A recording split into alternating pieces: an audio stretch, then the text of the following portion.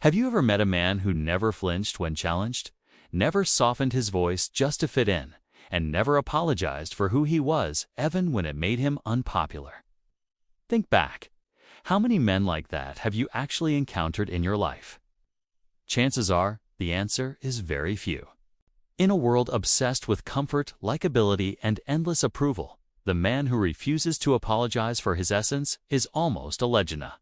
Memory from a different time, or perhaps just a story we tell ourselves when we need courage. But why? Why do we so rarely encounter men who are unapologetically themselves? Not arrogant, not cruel. A man who can look you in the eye and say, without hesitation, "This is who I am," and mean it. There is something magnetic, even unsettling, about that kind of presence.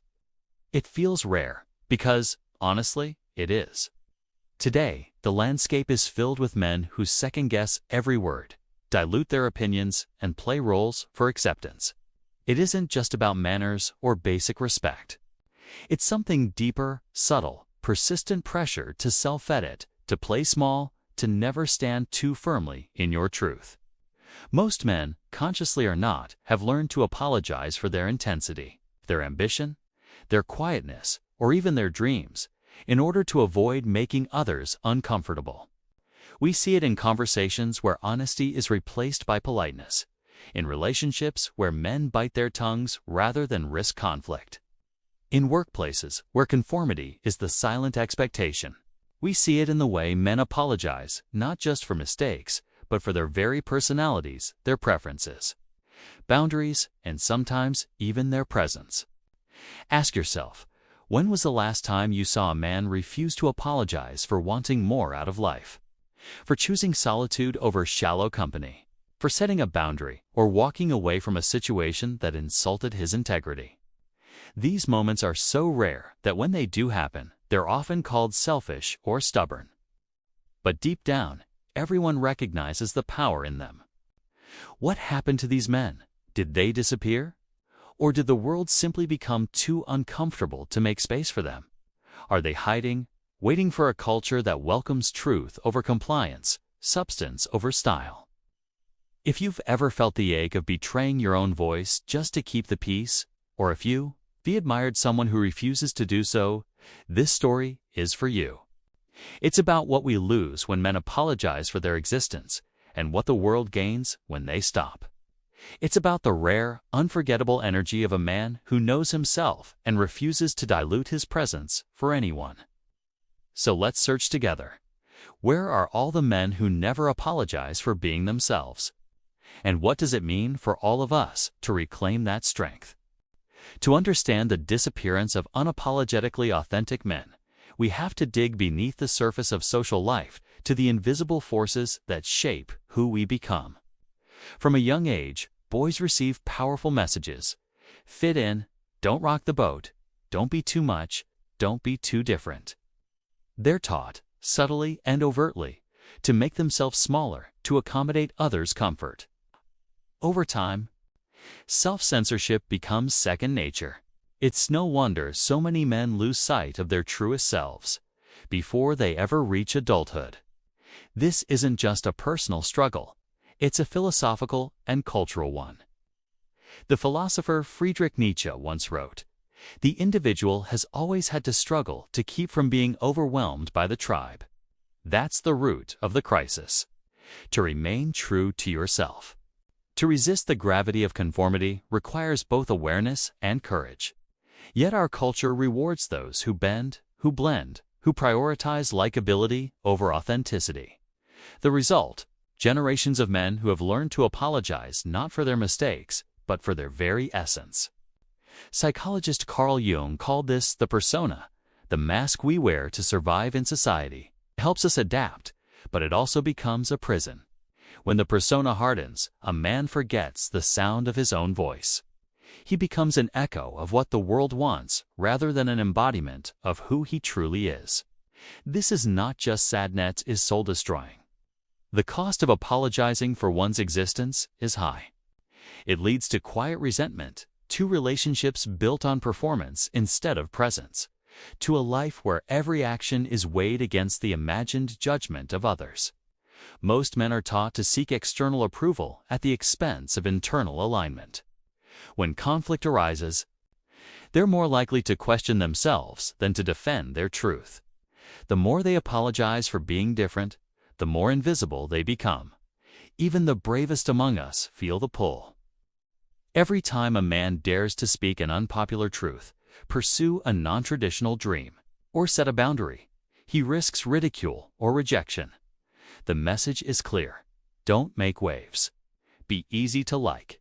Over time, these messages become internalized, and the habit of apologizing becomes almost automatic. But this is not how things have to be.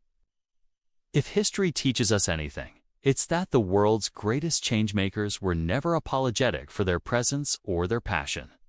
They were often misunderstood, even hated, precisely because they refused to self-edit. They understood that authenticity is the birthplace of courage, creation, and love. So when you look around and wonder where all the unapologetic men have gone, remember, they were not born rare. They were made rare by a culture afraid of difference, afraid of truth, and addicted to approval. The first step to reclaiming that kind of presence is to see how powerful the forces of conformity truly are, to realize that every act of authenticity is an act of quiet rebellion. Look around in daily life. You'll see the pattern everywhere: men apologizing, not just for their mistakes, but for their preferences, their boundaries, their deepest truths. At work, in relationships, even in moments of rest, the pressure to be easy and agreeable shapes nearly every interaction. In dating, a man who's too direct is quickly labeled intense, while one who sets firm boundaries may be called cold or arrogant. At the office, honest disagreement is softened into polite silence, and ambition is tempered to avoid making others uncomfortable. This isn't just about being polite or respectful, as about a culture that subtly punishes men for authenticity. The man who refuses to apologize for being himself is seen as a disruptor. He doesn't laugh at jokes he doesn't find funny, doesn't bend his values for convenience, and doesn't flatter just to be liked. To many, his presence feels unfamiliar, sometimes even threatening. Instead of celebrating his integrity, society often questions his character. Social media amplifies this effect. The man who shares a strong opinion risks backlash. The man who dares to be vulnerable can be mocked. It's safer, then, to present a carefully curated image, to say what people want to hear, and to leave your real thoughts unsaid. Over time, this habit erodes the foundations of connection. Relationships become performances, and real intimacy withers in the shadow of what's acceptable. Even friendships are shaped by this dynamic. When men gather, how often do they talk about what truly matters? How often do they admit what they want, what they fear, or what they believe? Too often, authenticity is traded for belonging. Men learn to police their own words and feelings, mirroring the expectations of those around them, afraid to risk standing out. Families, too, can reinforce the message. Don't embarrass us. Don't make things difficult. Be the man everyone expects you to be. For a boy growing up in this climate, apologizing for his true self becomes a reflex, a way to stay safe, to be accepted, to avoid conflict. The cost is invisible, but immense. Men who live this way often feel a quiet loneliness, even in the middle of a crowd. They might have many acquaintances, but few truly know them. Partners may sense that something is missing, but can't name what it is. Friendships can feel shallow, and ambitions shrink to fit the boundaries of what's approved. Yet, beneath all this, the hunger for authenticity never goes away. You can see it in the admiration people feel when they meet a man who is unapologetically himself, even if they don't always understand him. You see it in the longing to break free, to finally stop apologizing, and to live with the kind of grounded presence that changes every room it enters. So, the reality is clear. Unapologetic men are rare, not because they don't exist, but because the system, in love, in work, and in family, rewards compliance and quietly exiles authenticity. When a man chooses to stop apologizing for who he is, the world doesn't immediately reward him. In fact, the first thing he usually encounters is resistance both from others and from deep within himself. This is the paradox of awakening. To reclaim your truth is to step away from the crowd, and that can be as isolating as it is liberating.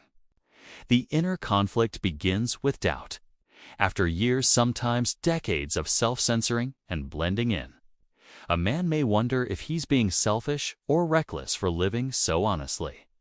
Old voices echo. Don't make it hard for others. Who do you think you are? Every time he asserts a boundary, speaks his mind, or simply refuses to betray his values for the sake of harmony, those voices get louder. The pull to return to old habits of apology and self-shrinking can be intense. But this journey is not just about courage, it's about pain.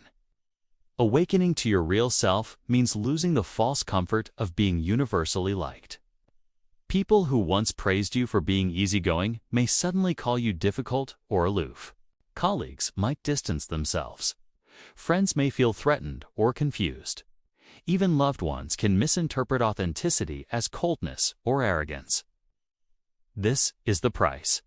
To be true is to risk being misunderstood, sometimes even abandoned. The world's reaction can cut deep. Suddenly, invitations stop coming, conversations become tense, and the approval that once felt like love vanishes. There's a stark loneliness in this stage, a sense of walking through fog, not knowing who will still be there when you emerge on the other side. For many men, the temptation is strong to turn back, to apologize, to shrink just enough to be accepted again. Yet, in this space of loss, something else quietly takes root: self-respect. As the masks fall away, as the performances end, a man can look in the mirror and see himself not as the world wants him to be, but as he truly is. This is both a relief and a revelation. The loneliness begins to transform into solitude, a sacred, unshakable place where a man belongs to himself first.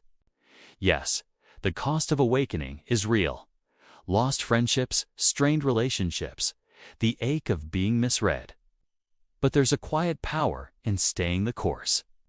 With time, life becomes simpler, less cluttered with performance and pretense. The connections that remain are deeper, founded on truth rather than convenience. And new people are drawn in, those who respect authenticity, who value substance over show. The consequence of never apologizing for who you are is a life lived honestly, even if that honesty narrows your circle. It is a peace that can't be stolen, a self-respect that doesn't waver.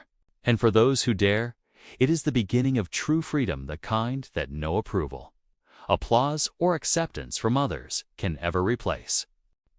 This is the moment of quiet revolution, the turning point when a man, stripped of old masks and exhausted by endless self-editing, discovers the power of being unapologetically himself. In a world that rewards conformity, the greatest act of courage is not to fit in, but to stand out with integrity. Real strength is not about domination or stubbornness. It is about the unwavering alignment between your words, your actions, and your core truth. To live this way is to live with intention, no longer guided by the hunger for approval or the fear of conflict. The authentic man listens first to his own values. He understands that boundaries are not walls, but invitations to real connection, because only when you show your true self can you ever truly be seen and loved. Every time he chooses honesty over flattery, clarity over confusion, and presence over performance, he models a new way to be. There is a deep, magnetic power in this authenticity. Others may not always agree with you, but they will sense the difference. Your presence becomes a mirror. For some, an invitation to drop their own masks. For others, a challenge they are not ready to face. Not everyone will celebrate your refusal to apologize for your existence, but the ones who do matter. They are the ones who will respect you, learn from you, and sometimes even join you on this rare path. But perhaps most importantly, your life will change from the inside out. No more walking on eggshells, No more wondering if you're too much or not enough. The pressure to explain yourself, to dilute your presence, will fade. You'll find yourself speaking less, but with more weight. When you do act, your actions will be rooted not in the winds of public opinion, but in the quiet certainty of your own alignment. If you're listening to this, know that the world is hungry for realness. Tired of performances, exhausted by endless noise, people long for the gravity of someone who stands calmly in their truth. You might feel alone at first, but your very existence will give others silent permission to do the same. This is how culture shifts one person at a time, refusing to apologize for being whole. So, here's your call. Stop apologizing for your boundaries, your dreams, your standards. Stop editing your essence to fit into rooms not built for you. Speak with kindness, but never with self-betrayal. Choose solitude over shallow acceptance. Be stubborn in your alignment, gentle in your presence, fierce in your truth. Your courage will be tested, but it will also be noticed. Because the world doesn't just remember men who made everyone comfortable. It remembers men who made people think, who brought light to the places others were afraid to look. If you have the courage to be unapologetically yourself, you will be rare, but you will never be replaceable. So, where are all the men who never apologize for being themselves? Maybe they're not as visible as they once were, not because they vanished, but because the world rarely makes space for such rare honesty. Maybe they're living quieter lives, less praised, less popular, but far more peaceful. Or maybe, just maybe, some are listening right now, searching for a sign that they are not alone, that the cost of authenticity is worth it. If that's you, hear this. Your presence matters. You are not a relic or an outcast, but a vital example in a world starving for substance. Every time you stand your ground, every time you honor your boundaries, every time you let your yes be yes, and your no be no, you remind everyone around you, men and women alike, what realness looks like. You become a mirror, reflecting back the possibility of a life that is whole, grounded, and free. To those who've walked away from applause in search of truth, to those who have risked misunderstanding for the sake of self-respect, you are not alone. Your journey is hard, but it is also holy. You will lose people, maybe many. You may find yourself standing in solitude more often than not. But in that solitude, you will find a peace and a sense of self the world cannot take away. For the listener who is struggling to hold their ground, remember, authenticity is not the opposite of connection. In fact, it's the only foundation for connection that lasts. The friendships, loves, and communities that remain after you stop apologizing are the ones built on truth, not convenience, not performance. Those who stay, stay because they see you and honor what you bring. So let this be your invitation, not just to survive, but to live fully. To speak the truth, even when your voice trembles. To say no, even if it means standing alone. To love yourself enough to walk away from what insults your soul, and to run towards what nourishes it. Your life is too precious to be spent apologizing for your existence. And if you're someone who loves a man on this path, know that your acceptance and respect is more powerful than you may realize. Celebrate his authenticity, encourage his boundaries, and value his truth even if it challenges you. In doing so, you become part of the solution, helping to rebuild a culture where everyone, not just men, can breathe freely and live honestly. In the end, the men who never apologize for being themselves do more than just live truth. They light the way for others. They become rare, yes, but also unforgettable. And in their wake, they leave a world just a little bit braver, a little bit deeper, and a lot more real.